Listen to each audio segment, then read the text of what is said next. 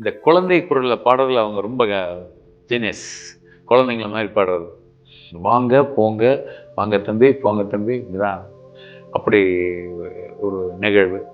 அப்போ சொன்னாங்க, என்னைக்கு இருந்தாலும் நல்லபடியாக வரும், அதுக்குள்ள நான் இருந்தேன்னா பார்க்கலாம், இல்லைன்னா நான் அங்கேருந்து உங்களை வாழ்த்துறேன் அப்படின்னு சொல்லுவார். நீங்கள் நினச்சிடுவோங்க. அப்போ மனசுல கொஞ்சம் கணத்து போகுது வச்சுக்கோங்களேன்.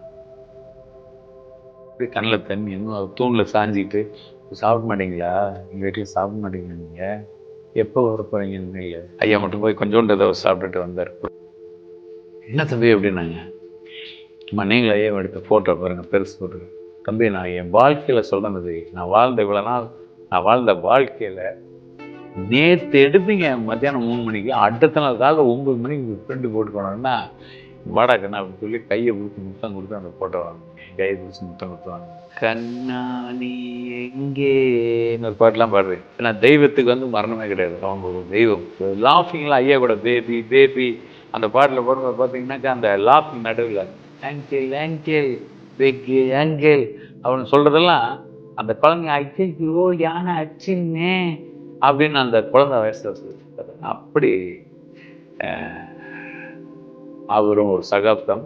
ஒரு ஜானகி மாதிரி ஒரு மனைவி கிடைக்கிறதுக்கு அவரோட கணவர் கொடுத்துருச்சு அப்படின்னு இதே டாக்டர் புரட்சி தலைவர் வந்து ஜானகி அம்மாவை பற்றி ஆழ்ந்தேர்களில் சொன்ன ஒரு ஆடியோ என்கிட்ட இருக்கு. கலைஞர்களாக பிறந்தது மிகப்பெரிய பாக்கியம். கலைஞர்கள் வந்து மறைவதே இல்லை. Holidays-nale, adu namma GT Holidays da. South India's #1 travel brand. ஆச்சி மசாலா. எந்த சமையலும் ருசி தேடும் ரகசியம். 20 ரூபாய். BCA Cyber Security, AI and ML, BBA Digital Marketing, FinTech and Digital Banking போன்ற Industry 4.0 courses join பண்ண JNN College of Arts and Science, Redis, Chennai. வணக்கம் India glitz நேயர்கள் அனைவருக்கும் வணக்கம். நான் விஜயராஜ் பேசுகிறேன். ஆல்ரெடி நீங்கள் யூடியூப்பில் நிறைய பார்த்துருப்பீங்க. டிஎம் சௌந்தரராஜன் சார் அவர்களுடைய வாழ்க்கை வரலாறு டிவி தொடரை எடுத்து அதை வெளியிட காத்துட்ருக்குறேன்.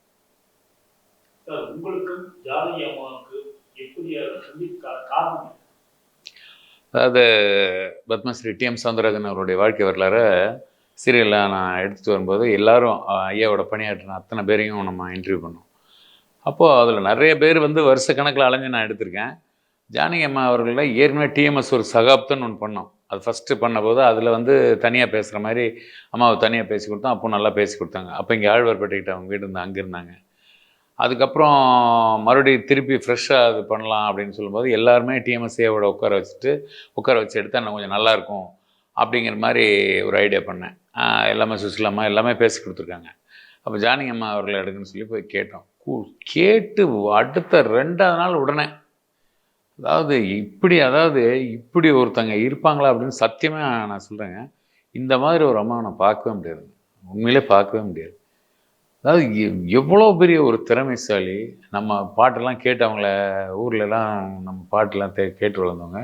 இப்படி ஒரு குழந்தை உள்ளம். அதாவது இவங்க தான் இந்த இவ்வளோ பெரிய சாதனையை பண்ணியிருக்காங்களாங்கிறது ஒரு பாடகிக்கான இதோ ஒரு சினிமாத்தனமாக இல்லாமல் எப்படி இவங்க வந்து இப்படி இவ்வளோ ஆண்டுகள் அவங்க அந்த கேரக்டர் எப்படி ஆண்டவன் கொடுத்தான் அப்படிங்கிறது உண்மையிலே என்ன சொல்கிறது, அப்படி ஒரு இது. நான் போய் கேட்டோன்னா உடனே வாங்க அப்படின்ட்டாங்க. சரின்ட்டு சொல்லி அப்புறம் கிளம்பி போனோம். போயிட்டு வந்து இந்த ஃபோட்டோலாம் காமிச்சாமல் அந்த மாதிரி ஏற்கனவே எடுத்து ஒன்று இதாகிடுச்சு. இப்போ ஐயாவே வரேன்னு இருக்காரு அப்படின்னா, ஐயா வர்றாரா, என் வீட்டுக்கு வர்றாரா, டிஎம்எஸ் என் வீட்டுக்கு வர்றாரான்னு கேட்டாங்க. ஆமாங்க அப்படின்னா சரின்னு சொல்லி அப்புறம் போய் ஐயாட்ட சொன்னால் ஐயா வந்தார். வந்தோடனே நான் என்ன பண்ணியிருந்தேன், டிஎம்எஸ் எல்லா இடத்துலையும் இந்த பைஜாமா மாதிரி போட்டு ஒரு பட்டகங்கத்தோடு இருந்தார். டிஷர்ட்டு போட்டு ஒரு மாதிரி ஹேரெல்லாம் ட்ரிம் பண்ணி டிஎம்எஸ்ஸாவுக்கு கூப்பிட்டு போனோம். போய் காரில் இறங்கினோன்னா நான் போய் அம்மா வந்துட்டார் அப்படின்னா ஐயா நிற்கிறாரு. அப்படி உடனே நான் கேட்குறேன், எங்கே டிஎம்எஸ் காண அப்படின்னு. ஹாய் எப்படின்னாரு ஐயா. ஓ இல்லை அதாவது யூத் ஆகிட்டிங்களா அப்படின்னு சொல்லி பார்த்தா அப்படி பேசி கொடுத்துருக்காங்க. நம்ம எபிசோடில் ஹைலைட்டு நிறையா இருக்குது. அதில் அம்மா பேசி கொடுத்தோம் ரொம்ப இது. அதில் நீங்கள் புகைப்படம் எடுக்கிறது அப்படின்னு பார்த்தீங்கன்னா, புகைப்படம் எடுக்கும்போது எல்லாமே ஒரு ரிசர்வில் இருப்பாங்க. எவ்வளோ பெரிய விஐபி இருந்தால். நம்ம பையன் ஃபோட்டோகிராஃபர் மூர்த்தின்னு இருக்கான். அவன் வந்து என்ன சொன்னான்னா, அம்மா அவங்க கண்ணை தூக்கிட்டு அப்படியே கண்ணை வச்சு ஒரு ஃபோட்டோ எடுக்கலாம் இருக்கிறேன், கிட்டன்னு எடுக்கணும் வா அப்படின்னு சொல்லி அவனை அப்படியே மடியில் படுக்க வச்சு என்கிட்ட கொடுத்து என் மடியில் படுக்கிட்டோம், நீங்கள் ஒரு ஃபோட்டோ எடுத்துன்னு சொல்லி அந்த பையனை ஃபோட்டோ அவன் அப்படியே அதிர்ச்சியில் வெளியே போய் இப்படி ஃபோட்டோ எடுக்கணும். அப்படியே என்னடா அது ஜானகியம்மா அப்படின்ட்டேன். அவர் சொல்லி பார்த்து எங்கள் தோல்ல எல்லாம் சாஞ்சு, எல்லார்ட்டையும் தோளில் சாஞ்சு, என் டீம் அத்தனை பேரும் தோளில் சாஞ்சு, யாராவது அப்படி இருப்பாங்களா சார்? நினச்சி பாருங்கள், ஒரு இவ்வளோ பெரிய பாடகி நீங்கள் போய் பக்கத்தில் ஃபோட்டோ எடுக்கிறாங்க, நம்ம தோல்ல எல்லாம் சாஞ்சு நின்று ஃபோட்டோ எடுப்பாங்களா? இப்படி ஒரு குழந்தை மனசோட. இப்போ அதை எடுத்துருக்கும் போது என்ன அப்படின்னாக்கா, இவங்க எல்லா இடத்துலையும் டிஎம்எஸ்ஏவோட இது அப்படின்னு சொன்னாக்கா, இவங்க இந்த பெரிய பாடகர்கள் எல்லாத்துக்குமே என்ன ஒரு சின்ன இது அப்படின்னா, இப்போ டிஎம்எஸ்ஏக்குன்னா ஒரு 10-20 பாட்டு, இந்த 20 பாட்டே ஆர்கெஸ்ட்ராவில் பாடினா மக்கள் என்ன நினைக்கிறாங்கன்னா, ஓ இது இவ்வளோ தான் போல் இருக்குது பாடினது அப்படின்னு.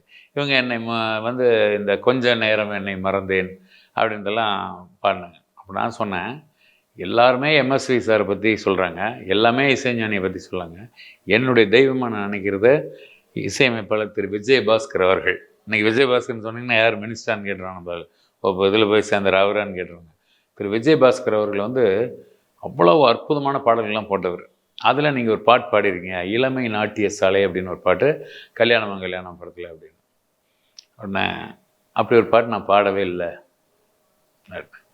இல்லைம்மா பாடிருக்கீங்க, சூப்பர் ஹிட் பாட்டு, இளமை நாட்டிய சாலை இல்லையே, நான் பாடலையே, எப்படி பாடல ஏங்க நம்ம பாடணுமா அப்படின்னு ஐயாவை பார்த்து கேட்டாங்க. ஐயாவும் சொன்னார், நான் எதுவும் சொல்லலை, நானும் இப்படி தான் சொன்னேன் பாடலன்ட்டு, இப்போ பாருங்க அப்படின்னாரு. இல்லையே நான் பாடலையே, இப்போ அது எப்படின்னு. அப்போ வந்து கேசட் தான், நான் இருக்கும்போது டேப் ரைடு கேசட் வச்சு எப்போ போகும்போது கேசட்டில் இருக்க அப்படின்னு அந்த பாட்டை போட்டு காமிச்சேன். அப்படி கேட்டாங்க, ஐயோ எவ்வளோ அருமையான பாட்டு, சரி கண்ணா சரி கண்ணா சரி கண்ணா, நான் மறந்துட்டேன் அப்படின்னு சொல்லி அந்த பாட்டை கேட்டு 2 பேருமே உட்காந்து கேட்குறதுலாம் நான் எடுத்திருக்கேன் அந்த ரேடியோவில் போட்டு. இப்படி ஒரு பாட்டு விஜயபாஸ்கர் எவ்வளோ பெரிய ஆள் தம்பி, இதெல்லாம் தேடி நீங்கள் எடுத்துருக்கீங்களா, நான் சுத்தமாக மறந்துட்டேன் அப்படின்னு சொல்லி சொன்னாங்க. அப்புறம் ஐயாவோட சுசிலம்மா நிறைய பாடினா கூட நான் பாடின பாடல்கள் எல்லாம் ஹிட்டு அப்படின்னு சொல்லி சொன்னாங்க. சொல்லி முடிச்சுட்டு எங்கள் எல்லாருக்கும் லஞ்சு வந்து சாப்பாடு அரேஞ்ச் பண்ணுங்க சாப்பிடுங்க. நாங்கள் என்ன பண்ணிட்டோம், வர்ற வழியிலே ஒரு ஹோட்டலில் புக் பண்ணிட்டோம் சாப்பாடு எங்கள் டீமுக்கெல்லாம், ஒரு 6-7 பேர் தான் டிஎம்எஸ் எல்லாம் சேர்த்து. அப்போது வந்து சாப்பாடு இல்லை. அப்போ டிஎம்எஸ் ஏதாவது சாப்பிட்னா ஐயா சொன்னார், 2 நாளில் வரேன் வீட்டுக்கு வரேன் அப்படின்னு சொன்ன உடனே அப்படியே குழந்தையாட்டம் அப்படியே கண்ணில் தண்ணி, இன்னும் தூணில் சாஞ்சிக்கிட்டு, சாப்பிட மாட்டிங்களா, எங்கள் வீட்டில் சாப்பிட மாட்டிங்களா, நீங்கள் எப்போ வர போகிறீங்க இனிமேல் அப்படின்லாம் சொல்லி சொன்னதான். அப்புறம் ஐயா மட்டும் போய் ஒரு ஐயா ஏதாவது நீங்கள் சாப்பிட்டு வாங்க, நான் அம்மா நான் ஒரு நாள் வரமா சாரிம்மா அப்படின்னு சொல்லிட்டு ஐயா மட்டும் போய் கொஞ்சோண்டு ஏதோ சாப்பிட்டுட்டு வந்தார், ஒரு டீயோ ஏதோ சாப்பிட்டு வந்தார்னு வச்சுக்கோங்களேன். அப்புறம் இதை எடுத்து முடிச்சதுக்கப்புறம் அன்னைக்கு எடுத்து முடிச்சு ஈவினிங்கே அந்த ஃபோட்டோ கொண்டு எடுத்த பையன் மூர்த்தி, நம்ம பையன் ஃபோட்டோகிராஃபர் சொல்லி எடுத்து பிரிண்ட்டு போட்டு அதை எடுத்துட்டு அடுத்த நாள் காலைல போய் நின்னேன். என்ன தம்பி அப்படின்னாங்க, அம்மா நீங்களே ஐயா எடுத்த ஃபோட்டோ பாருங்கள் பெருசு போட்டு. தம்பி நான் என் வாழ்க்கையில் சொல்கிறேன் தம்பி, நான் வாழ்ந்த இவ்வளோ நாள் நான் வாழ்ந்த வாழ்க்கையில் இந்த மாதிரி சின்சியராக எல்லோரும் வருவாங்க, அம்மா நீங்கள் தாம்மா அப்படின்னு சொல்லி இன்டர்வியூ எடுத்து உடனே நான் அதை கொடுத்து விட்றேம்மா, நாளைக்கு காலைல ஃபோட்டோ கொண்டு வந்து தரமான்னு சொல்லுவாங்க. இது மட்டும் நான் வந்து அதாவது அந்த காலத்தில் பாடும்போதே சொன்னாக்கா 1 மாதம் 2 மாதம் நெகட்டிவ் இருக்குமா, நான் போட்டு தரேம்மா, அதுக்குள்ளே கொஞ்சம் ஷூட்டிங் போய்ட்டுமா சொல்லுவேன். நேற்று எடுத்துங்க மத்தியானம் 3 மணிக்கு, அடுத்த நாள் காலைல 9 மணிக்கு இப்படி பிரிண்ட் போட்டுக்கணுன்னா வாடாக்கண்ணா அப்படின்னு சொல்லி கையை பிடிச்சி முத்தம் கொடுத்து அந்த ஃபோட்டோ வாங்கினேன். என் கையை பிடிச்சி முத்தம் கொடுத்து வாங்கினேன். அடுத்து இந்த மாதிரி சின்சியராக சத்தியமாக சொல்ல தம்பி, இப்படி அடுத்த நாள் யாருமே ஃபோட்டோ கொண்டு வந்து கொடுத்துல, அந்த இன்டர்வியூ எடுக்கிற மட்டும் பேசாமல் முடிஞ்சால் மறந்துடுவாங்க அப்படின்னு சொல்லி சொன்னாங்க. அவங்க சன் இருந்தார் முரளிகிருஷ்ணன், அவர் ரொம்ப நாளாக இடையில பேசியிருந்தார். அப்புறம் இவங்க இங்கேருந்து வெக்கேட் பண்ணி போயிட்டதுக்கப்புறம் எனக்கு தொடர்பு இல்லாமல் போச்சுன்னு வச்சுக்கோங்களேன். அதில் அந்த பாடல்கள் அப்புறம் ஐயா கூட கொஞ்சம் தோல் எல்லாம் கைப்படலாம் ஃபோட்டோ எடுத்தாங்க. அப்போ ஐயா அப்படின்னாரு, டிஎம்எஸ் ஐயா அப்படின்னாரு. ஏன்னா நடிகர்லாம் பக்கத்தில் நின்று ஃபோட்டோ எடுத்தால் ஒத்துக்கிறீங்க, நாங்கள் பக்கத்தில் நின்று ஃபோட்டோ எடுத்த தப்பா எடுப்ப இஷ்டத்துக்கு அப்படின்னு சொல்லி அப்படி ஸ்டைலாக அப்படி 2 பேர் அப்படி நிற்கிற மாதிரி, அப்புறம் அப்படி கையை கோத்துட்டு நிற்கிற மாதிரி அப்படின்னு ஒன்று ஐயா கேட்டார், ரொம்ப நாளாக நினச்சிருந்தேன் அந்த மாதிரி ஃபோட்டோ எடுக்கணுன்னே அப்படின்னு. ஏன் எடுத்தேன்னா வாப்பா அப்படின்னு சொல்லி ஒரு வினயம் இல்லாமல் ஒரு கவடு சூது இல்லாத ஒரு இது. இதில் இந்த குழந்தை குரலில் பாடுறதுல அவங்க ரொம்ப ஜீனியஸ், குழந்தைங்கள மாதிரி பாடுறது. அது வந்து இளையராஜா சார் மியூசிக்லாம் பாடிருக்காங்க. இந்த கண்ணா நீ எங்கேன்னு ஒரு பாட்டெலாம் பாடுறாங்க. ஐயா கூட பேபி பேபி ஓமை பேபின்னு சொல்லி ஒரு பாட்டு நடிகர் தலைமை அவர் நடித்த பந்தம்ங்கிற படத்தில் ஐயாவும் அம்மாவும் பாடியிருக்காங்க. நிறைய பாடல் பாடியிருக்காங்க. குழந்தை குரலில் ஜானகி அம்மா பாடியிருக்கிறாங்க. அது பாடி முடிச்சோன்னா ஐயா கேட்டார், இது எப்படி நீ குரல் மாற்றி பாடுற குழந்தை மாதிரி? அப்போ அவங்க கேட்டாங்க, நீங்கள் வந்து குரல் மாற்றி பாடுறத பற்றி என்கிட்ட பேசுகிறீங்களா அப்படின்னு அந்த எலிமெண்ட்ரி ஸ்கூல் குழந்தைங்க பேசுகிற மாதிரி 2 பேரும் உட்காந்து பேசினது தான் எல்லாம் சொன்னேன். இவ்வளோ பெரிய சகாப்தங்கள் இதெல்லாம் இன்றைக்கெல்லாம் நினச்சி பார்த்தா இந்த கால தலைமுறையில் நினச்சா நீங்கள் பார்க்க முடியாது. இப்படி ஒரு கேரக்டரைசேஷன் வந்து இவங்க பண்ணியிருக்கிற வேலைக்கும் இவங்க இவங்க இவங்க பேசுறது அதாவது எப்படி எனக்கு அது ஆச்சரியம். எனக்கு எவ்வளோ சொன்னாலும் மாளாது. இவ்வளோ குழந்த மாதிரி உட்காந்துக்கிட்டு அது சொல்லி அப்புறம் என்கிட்ட என்ன சொன்னாங்கன்னா, தம்பி இங்கே வாங்க அப்படின்னு சொல்லி கூப்பிட்டு, இப்போது இந்த ஆர்கெஸ்ட்ராவில் எம்எஸ்வி சார் மியூசிக்கில் நானும் இவர் பாடின பாட்டு எங்கள் பாட்டெலாம் நீங்கள் பாடுறீங்க, உங்கள் தலைமுறை பாடுறாங்க. அடுத்தது பார்த்தீங்கன்னா இந்த நம்ம இளையராஜா சார் பாட்டு, சங்கர் கணேஷ் சார் மியூசிக் பாட்டு அப்படின்னு சொல்லி நிறைய நீங்கள் வந்து ஆர்கெஸ்ட்ராவில் பாடிட்டு கைதட்டல் வாங்குறீங்க. நீங்கள் என்ன பண்ண இளைஞர்கள் அப்படின்னா, இந்த மாதிரி பாடணும், எங்கள் பாட்டே பாடுங்க. நடுவில் என்ன பண்ணால், இந்த பாட்டு என் பேர் விஜயராஜ், நான் எழுதின பாட்டை என் ஃப்ரெண்ட் ரமேஷ் இருக்கார், இந்த அவர் ஆர்கெஸ்ட்ரா நாங்களே மியூசிக் போட்டுருவோம், மக்கள் முன்னாடி பாடுறோன்னு சொல்லி நீங்கள் மக்கள் முன்னாடி பாடுங்க. அப்போ புதுசாக வரும்போது அதை ஒரு ப்ரொடியூசர் யாராவது பார்த்தாங்க, அடடா இந்த ஆர்கெஸ்ட்ராவில் அந்த பசங்க நல்லா பாடுறாங்களேப்பா, நம்ம வந்து இவங்களுக்கு ஒரு வாய்ப்பு கொடுத்தோன்னா உங்களுக்கு திரைப்பட வாய்ப்பு கிடைக்கும். இவங்க ஃபுல்லாக ஆர்கெஸ்ட்ரா வச்சுக்கிட்டு நாங்கள் பாடினேன். இப்போ நாங்கள் பாடிட்டு உட்காந்துருக்கோம், நாங்கள் சம்பாதிச்சுட்டு உட்காந்துட்டோம், நீங்கள் சம்பாதிக்க வேண்டாமா? சும்மா 1000 10,000 சம்பாதிச்சா போதும், நல்லா சம்பாதிச்சு பொண்டாட்டி குழந்தைங்களோட நல்லா இருக்க வேண்டாம் அப்படின்னு ஒரு ஐடியா சொல்கிறாங்க பாரு. எங்கே யோசிக்கிறாங்க பாருங்க. எந்த பாடகர் இந்த வார்த்தையை சொல்ல மாட்டாங்க. நான் பாடுறேன் ஆர்கெஸ்ட்ரா வந்து கூப்பிட்டா பாடுறேன், இந்த ஆர்கெஸ்ட்ராவில் பாடுறேன், அந்த ஆர்கெஸ்ட்ராவில் பாடுறேன், மாபெரும் இசை கச்சேரி அப்படின்னு சொல்லிட்டு போயிடுவாங்க. ஆனால் அவங்க எங்கே யோசிக்கிறாங்க பாருங்க. ஏன் நீங்கள் நாங்கள் பாடுறது ஆல்ரெடி இருக்குது, சினிமாவில் இருக்குது, ரெக்கார்டில் இருக்குது, ரேடியோவில் போட்டிருக்கான், டிவியில் போட்டிருக்கான், ஒரு 2 பாட்டு மக்களுக்காக பாடுங்க. நடுவில் பாடி நீங்கள் இசை கச்சேரி நடத்துறீங்க, அப்படியே ஃபேமஸ் ஆனீங்கன்னா, இந்த டீம் வருதுடா, இவங்களே மியூசிக் போட்டு பாடுறாங்கடா, சூப்பராக இருக்குன்னா வரணும். அது யாருமே செய்யறதில்லை. அதே மாதிரி இப்போ நான் வந்து இந்த இளமை நாட்டிய சாலைங்கிற பாட்டு எனக்கு வந்து தெரியலன்னு சொல்கிறது எங்களுக்கு அது மறந்துடுச்சு. ஏன்னா இதை நான் தொடர்ந்து இதெல்லாம் பாடிருந்தேங்க.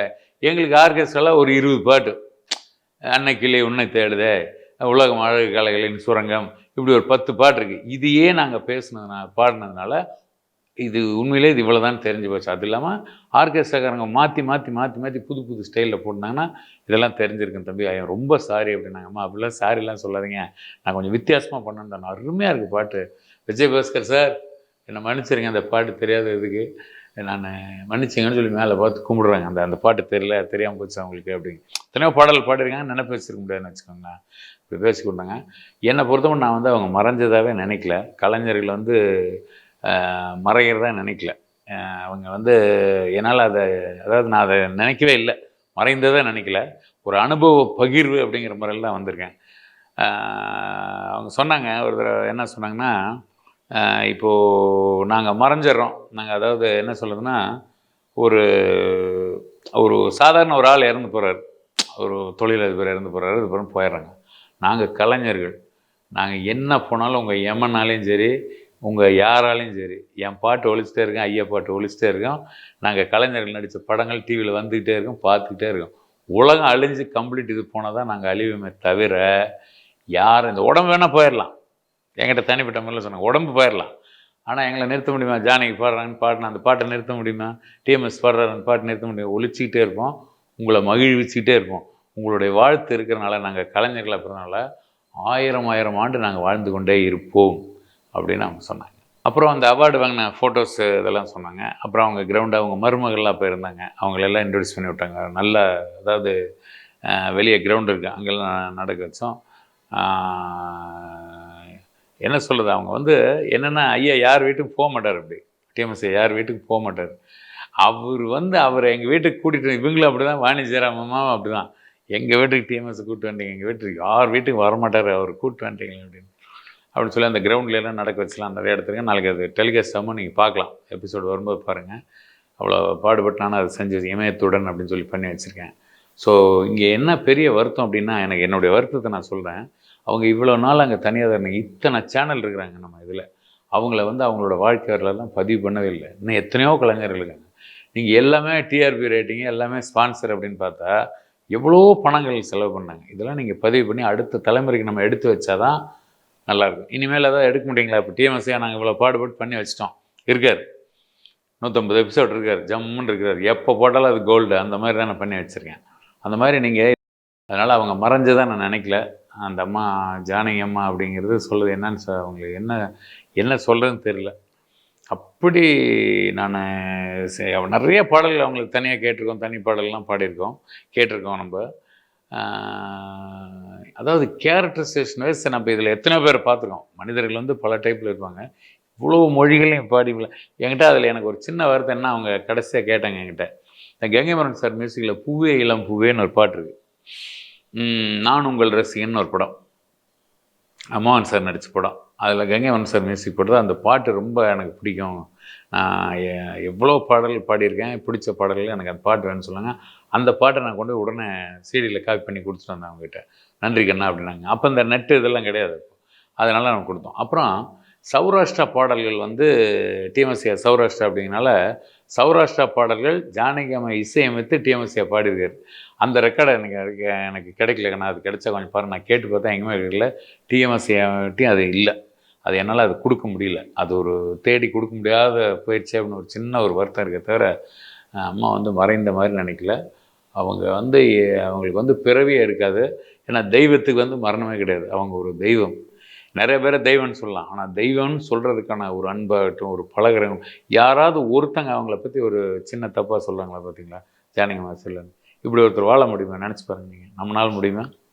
எல்லார்கிட்டையும் அது எப்படி அப்படி ஒரு அது அதாவது என்ன சொல்கிறேன்னு தெரியல நமக்கு. அப்படி ஒரு குழந்தைங்க, ஒரு கேமராமேன் ஆகட்டும், ஒரு லைட் மேன் ஆகட்டும், எல்லாத்துட்டையும் ஒரே மாதிரியான ஒரு ஆனால் அந்த திறமை அவங்களுக்கு என்ன, ஐயா கூட பாடினது எப்படி, ஒவ்வொரு வாய்ஸ் எப்படி. ரெண்டாவது அந்த குழந்தை மாதிரி பாடுறதுன்னு ஒன்று. குழந்தை மாதிரி எத்தனை பேர் பாடியிருக்காங்க பாப்பா, அந்த காலத்தில் ராஜஸ்ரீமா பாடிருக்காங்க. ஆனால் இது பார்த்திங்கன்னா அந்த குழந்தைங்க என்னென்ன நெளிவில் பாடும், எப்படி இருக்கும் அந்த லாஃபிங்லாம். ஐயா கூட பேபி பேபி அந்த பாட்டில் பாடும்போது பார்த்தீங்கன்னாக்கா அந்த லாஃபிங் நடுவில் ஆங்கிள் ஆங்கிள் பெக்கு ஆங்கிள் அப்படின்னு சொல்கிறதெல்லாம் அந்த குழந்தைங்க ஐயோ யானை அச்சிருமே அப்படின்னு அந்த குழந்தை வயசில் சொல்லலாம். பார்த்திங்கன்னா அப்படி மாபெரும் ஒரு சகாப்தம். என்னை பொறுத்த மட்டும் நான் அவங்க மறைஞ்சதாக நினைக்கல. கலைஞர்கள் யாருமே நான் மறைந்ததாக நினைக்கவே இல்லை. சாதாரண மனிதனாக இருந்து போல நான் வந்து 2000 கோடி ஓனராக இருந்து செத்து போகலாம். போட்டு 4 ஃபோட்டோ போட்டு தூக்கி விடுறாங்க, ஒரு ஃபோட்டோ அப்படி தான். கலைஞர்களாக பிறந்தது மிகப்பெரிய பாக்கியம். கலைஞர்கள் வந்து மறைவதே இல்லை. அவங்க சொன்ன மாதிரி உலகம் இருக்கிறவனே அவங்களுடைய குரல் ஒழிச்சிருக்கோம். பல கோடி பேருக்கு ஆறுதலும் சந்தோஷம் கொடுத்துட்ருக்கின்ற ஒரு பாக்கியம் எவ்வளோ பேர்.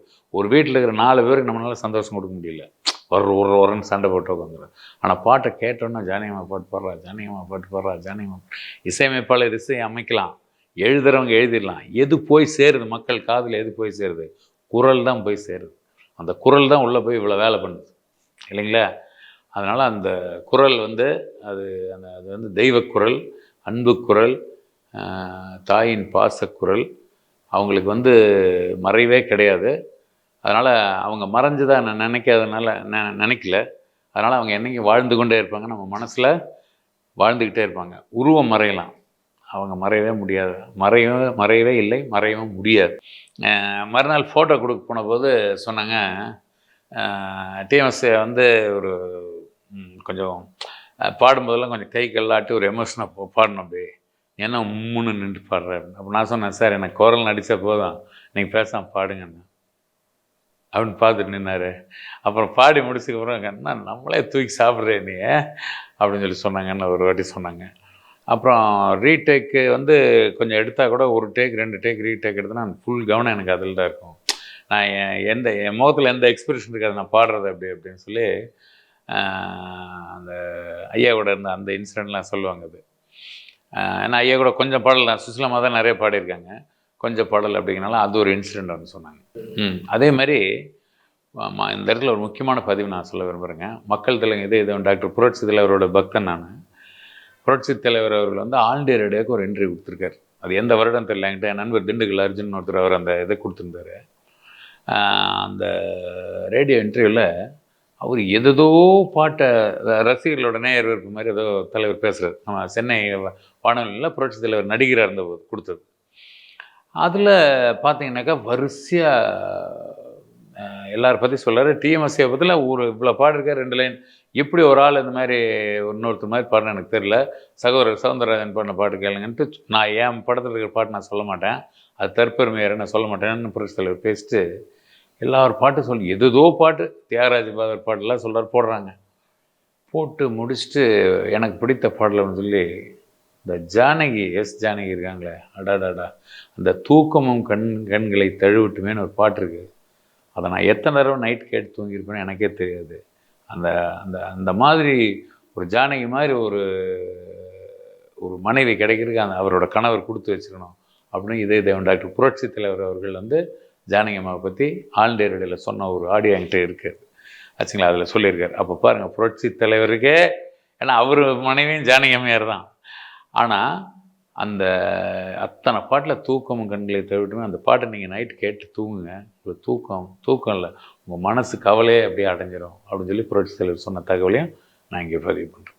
நான் இன்டர்வியூக்குன்னு கேட்டோன்னே நான் கேட்டாங்க என்ன நாம் பேசணும், அவர் வர்றாரு என்ன பேசணும்னு சொல்லணும். அப்புறம் நான் சொன்னேன், நான் ஸ்கிரிப்டாக எதுவும் பண்ணிட்டு வரலங்கண்ணா, நீங்களே யதார்த்தமாக பேசுங்க, கேஷுவலாக இருக்கட்டும். நான் எழுதி வச்சு கொஸ்டின் மாதிரி கேட்டால் அது ஆர்டிஃபிஷியல் ஆயிரும் என்ன அப்படின்னு சொல்லும்போது சாதாரணமாக உட்கார வச்சுட்டேன். ரொம்ப நல்லா பேசி கொடுத்தாங்க. அதை நான் இதில் சொன்னேன்னா அது பார்க்கும்போது சுவாரஸ்யம் இல்லாமல் போயிடும். எனக்கு வந்து அவங்க பாடினதில் வந்து நிறைய பாடல்கள் இருக்குது. அது எத்தனை வந்து அவங்க தனிப்பட்டவங்க இன்டர்வியூ முடிஞ்ச பிறகு நான் திருப்பி ஒரு நாள் என்னோடய பர்த்டேக்கு போனேன். என்னோடய பர்த்டேக்கு போனோன்னா உடனே வாங்கன்னு கூப்பிட்டு ஒரு 500 ரூபா இதில் வச்சு பர்ஸில் வச்சு என்கிட்ட கொடுத்தாங்க, வச்சுக்கோங்க அப்படின்னு சொல்லி கொடுத்தாங்க. சொல்லி முடிச்சுட்டு அப்போ ஃபோட்டோ எடுக்கலான்னு சொன்னால் ஒரே நைட்டி மாதிரி எதை போட்டாங்க. இதோட ஃபோட்டோ வேண்டாங்கண்ணா, அடடா, நான் திடீர்னு போனேன், ஃபோன் பண்ணி திடீர்னு போனேன் அப்படின்னு சொன்னாங்க. அப்போ நிறைய இன்சிடென்ட் சொன்னாங்க. அப்போ தான் இதெல்லாம் சொன்னாங்க, நீங்கள் ஆர்கெஸ்ட்ராவில் அந்த மாதிரி உங்களோடதே எழுதி இது பண்ணுங்க அப்படின்னு சொல்லி சொன்னாங்க. அப்புறம் வந்து வாழ்க்கையில் எப்பவுமே சிரிச்சுட்டே இருக்கணும், எவ்வளோ கஷ்டம் இருந்தாலும். அவங்க நம்ம தலைவர் யார் அப்படின்னா யாருங்க, புரட்சி தலைவர்னா பாட்டு தலைவர் டிஎம்எஸ். சிரித்து வாழ வேண்டும், பிறர் சிரிக்க வாழ்ந்துடுறார். எப்பவுமே சிரித்த முகத்தோனே எங்கேயுமே என்னுடைய முகம் பாருங்க, நான் உம்முன்னு இருக்கவே மாட்டேன். உள்ளே எவ்வளோ கவலைகள் இருந்தால் கூட நம்ம சிரிச்சுக்கிட்டே இருந்தோம்னா அந்த கவலை நம்மகிட்ட இருந்து அடியோடு ஓடி போயிடும். அது ஒரு பெரிய வார்த்தை எனக்கு. டிஎம்எஸ் பாடினதில் அந்த மாதிரி புரட்சி தலைவர் பாடின இந்த சிரித்து வாழ வேண்டுங்கிற பாட்டு ரொம்ப பிடிக்கும் அப்படின்ட்டு. ரெண்டாவது டிஎம்எஸ் ஹீரோவை நடித்த அருணகிரிநாத படத்தில் அவங்க 2 பேர் சேர்ந்து பாடியிருக்காங்க. ரொம்ப அந்த பாட்டெலாம் 2 பேர் பாடியிருக்காங்க சேர்ந்து. ஓப்பனிங் அந்த ஐயா நிற்கும்போதே வரும்போதே இவங்க பாட்டு தான் இருக்கும், அந்த மாதிரி தான் சொல்லலாம். அப்புறம் ஐயா சொன்னது மாதிரி சிங்கார வேலனை வா தெரியும் உங்களுக்கு, கொஞ்சம் சொல்லுங்க. அவங்க வந்து பட்டை கிளப்பியிருப்பாங்க அந்த மாதிரி. அப்புறம் மலையாளத்துலேயும் அப்படி தான். எனக்கு பூர்வீகம் கேரளா அப்படிங்கிறனால மலையாளத்துலேயும் நிறைய பாடல்கள். அதாவது அவளுடைய ராகுல்னு ஒரு படம், அதில் ராகி சிகரணங்கள் ஒளி வீசி இல்லை அப்படின்னு ஒரு சாங்கு. அப்புறம் வந்து சந்தியை அப்படின்னு ஒரு சாங் இருக்குது, அது வந்து அப்படி பாடியிருப்பாங்க. அப்புறம் உன்னி ஆராரிரோ, தங்கமா ஆராரிரோன்னு ஒன்று இருக்கும். அதெல்லாம் பார்த்தீங்கன்னாக்கா அவ்வளோ பிரமாதமாக மலையாளத்துலேயும் சரி அந்த உச்சரிப்பு ப்ரொனவுன்ஸ், கேரளா உச்சரிப்புன்னு ஒன்று இருக்கு இல்லைங்க, ஒவ்வொரு மொழிக்கும் ஒரு உச்சரிப்பு இருக்குது. அந்த உச்சரிப்பெல்லாம் அவ்வளோ அழகாக எழுதி வச்சு இவங்க எல்லாம் பாருங்கள், ஒரு சின்ன ஒரு டைரி வச்சுட்டு ஆர்கெஸ்ட்ராவில் எதாவது இது பண்ணுற மாதிரி அப்படி சின்ன ஒரு புக் மாதிரி வச்சு பாட்டு டைரி மூடி வச்சு பார்த்துருக்காங்க. அது சின்ன டைரியில் தான் உலகத்தினோட டைரியில் அவங்க இன்றைக்கி பதிவாகிருக்கிறாங்க. அவங்க எப்போவுமே நம்ம கூடவே இருக்கிறாங்க, எப்போவுமே நம்மளோட வாழ்ந்து கொண்டே தான் இருப்பார்களே தவிர அவர்கள் மறைந்ததாக, என்னை பொறுத்த மட்டும் நான் மறைந்ததாக நினைக்கவே இல்லை. அந்த தெய்வத்திட்டெல்லாம் போய் நிற்கிற ஒரு பாக்கியம் கொடுத்ததுக்கு அந்த காலச்சக்கரத்துக்கு என்னுடைய நன்றியை தெரிவிச்சுக்கிறேன். அதாவது இடையில ஒரு நாள் நான் ஏதோ ஒரு இதுக்காக ஃபோன் பண்ணி எடுத்து பேசினாங்க. கண்ணா, நான் இந்த மாதிரி இங்கே வந்துட்டேன், ஹைதராபாத்து சொன்னாங்க. ஹைதராபாத்தில் இருக்கேன் அப்படின்னாங்க. என்னாச்சு அந்த எபிசோடு அப்படின்னு கேட்டானோ, அந்த மாதிரி எடுத்து முடித்தேன், எடிட் பண்ணிட்டேன், இந்த பாட்டு ரைட்ஸ் ப்ராப்ளம் இருக்குது. ஆண்டவா, இதுக்கெல்லாம் ரைட்ஸா, இதுக்கு ஒரு ரைட்ஸா, எத்தனை நாள் இந்த உலகத்தில் இருக்க போகிறோம் ரைட்ஸ் வாங்கி ஏன் இப்படி இருக்காங்க அவங்க அப்படின்னாங்க. ஐயோ, ரொம்ப கஷ்டமாச்சு தம்பி, இவ்வளோ நல்லா எடுத்து நான் அது பார்க்கலான்னு நினச்சிட்டு இருக்கேன். நான் சொன்னேன், அம்மா நீங்கள் சென்னை ஏதாவது வரும்போது தான் சொல்லுங்கள், நான் உங்களுக்கு போட்டு காட்டுறேன். இல்லை, நாங்கள் 2 பேர் பேசிட்டோம், அதை பற்றி இல்லை, என்னைக்கு இருந்தால் நல்லா இருப்பீங்க தம்பி. அவர் வந்து டிஎம்எஸ்ஏ வந்து ஒரு குழந்தை, எல்லார்ட்டையும் கொஞ்சம் கோமாக பேசி அவர் எல்லாம் ஒரு மாதிரி பேசினாங்களே தவிர தங்கமானவர், அந்த மாதிரி ஒரு ஜாம்பவானை நீங்கள் கூட்டிகிட்டு வந்து எங்கள் வீட்டுக்கு கூட்டிகிட்டு வந்தீங்க பாருங்கள், அதுக்கு நான் என்றைக்கும் உங்களுக்கு நன்றி சொல்ல வந்துடும். வாங்க போங்க, வாங்க தம்பி, போங்க தம்பி, இப்படி தான். அப்படி ஒரு நிகழ்வு. அப்போ சொன்னாங்க, என்றைக்கு இருந்தாலும் அது நல்லபடியாக வரும், அதுக்குள்ளே நான் இருந்தேன்னா பார்க்கலாம், இல்லைனா நான் அங்கேருந்து உங்களை வாழ்த்துறேன் அப்படின்னு சொன்னதை நீங்கள் நினச்சி போகும்போது அவ்வளோ மனசுக்கு கொஞ்சம் கனத்து போகுதுன்னு வச்சுக்கோங்களேன்.